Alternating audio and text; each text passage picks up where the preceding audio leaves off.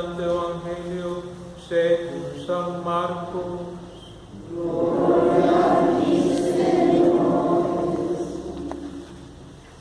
En aquel tiempo, cuando salía Jesús al camino, se le acercó corriendo un hombre, se arrodilló ante él y le preguntó: Maestro bueno, ¿qué debo hacer para alcanzar la vida eterna? Jesús le contestó: ¿Por qué me llamas bueno? Nadie es bueno sino solo Dios. Ya sabes los mandamientos: no matarás, no cometerás adulterio, no robarás, no levantarás falso testimonio, no cometerás fraudes, honrarás a tu padre y a tu madre. Entonces él le contestó: Maestro, todo eso lo he cumplido desde muy joven. Jesús lo miró con amor y le dijo: solo una cosa te falta. Ve y vende lo que tienes, da el dinero a los pobres y así tendrás un tesoro en los cielos. Después ven y sígueme. Pero al oír estas palabras el hombre se entristeció y se fue apesumbrado porque tenía muchos bienes. Jesús, mirando a su alrededor, dijo entonces a sus discípulos: qué difícil les va a ser a los ricos entrar en el reino de Dios. Los discípulos quedaron sorprendidos ante estas palabras, pero Jesús insistió: hijitos, qué difícil es para los que confían en la riqueza entrar en el reino de Dios.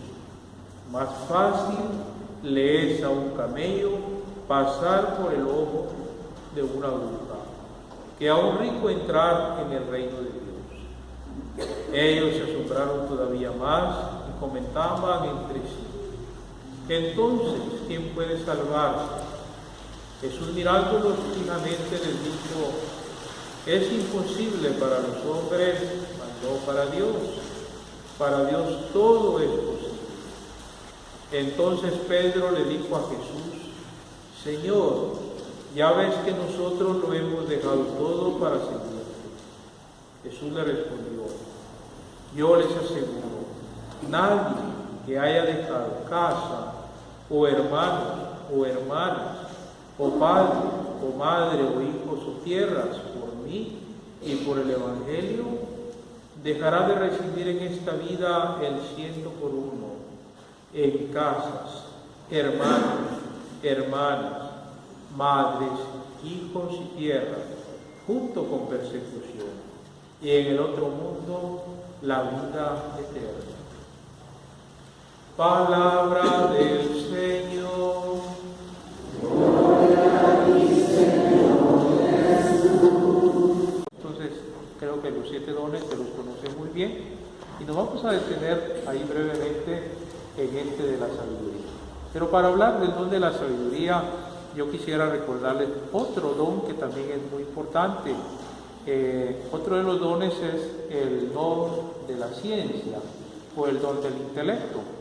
Cuando nosotros pedimos el don de la ciencia, del intelecto, inmediatamente pensamos aquellos atributos que una persona tiene en base a la razón, esa capacidad de pensar y de desarrollar grandes cosas.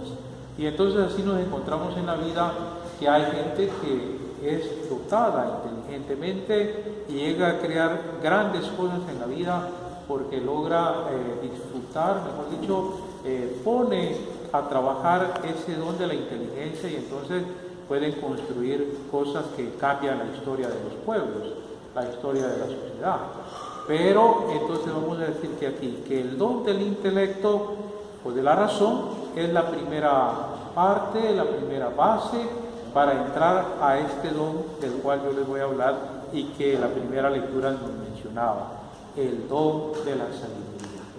A diferencia del don del intelecto, de la razón, la sabiduría es un don que nosotros tenemos que pedir insistentemente, que significa pedir la misma sabiduría de Dios.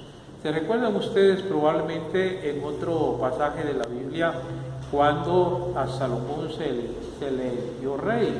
Entonces Dios le había dicho a Salomón: pídeme lo que quieras, pídeme todos los bienes que tú quieras, la inteligencia que tú quieras para gobernar a mi pueblo, porque yo quiero que mi pueblo viva en la prosperidad. Y Salomón le va a pedir a Dios solamente la sabiduría para poder gobernar inteligentemente, saber conducir al pueblo y llevarlo por los caminos del bien. Entonces aquí concluimos diciendo que la sabiduría es ese don divino que a nosotros nos pone en nuestra vida para que distingamos el bien del mal y que tengamos la capacidad de elegir siempre el bien del mal. Entonces vamos a decir que la sabiduría sería el complemento del don de la ciencia, porque una persona puede tener la ciencia, construir grandes cosas, pero a veces pueden ser construidas también para el mal.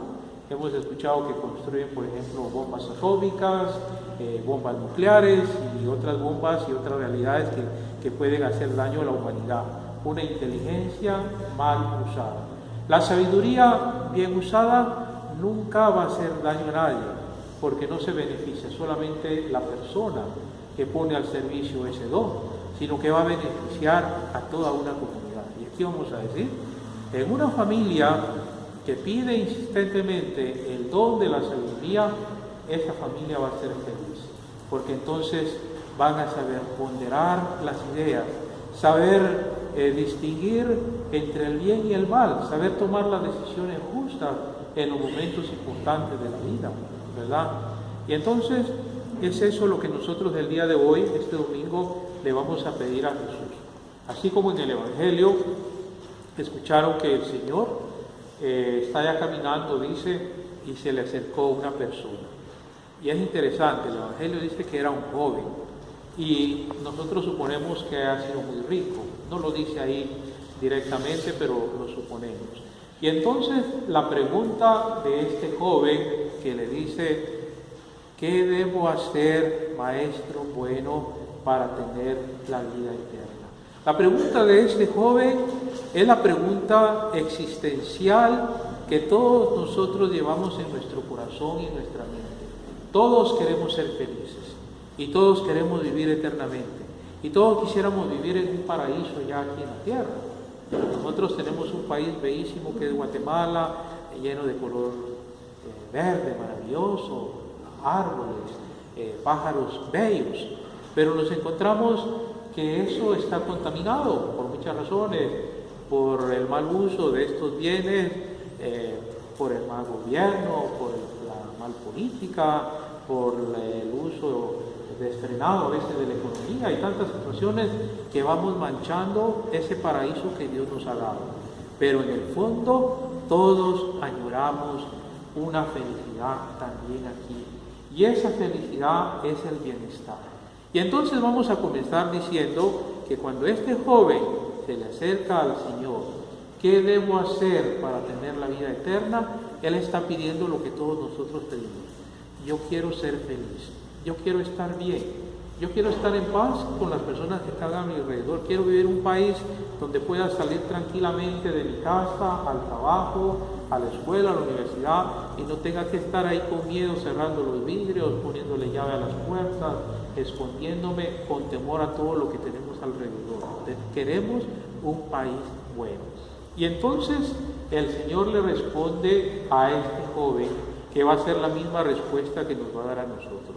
Le va a dar 4 imperativos. Y estos imperativos: ve de lo que tienes, que podría ser traducido como comparte lo que tienes con otros, regresa y luego sígueme.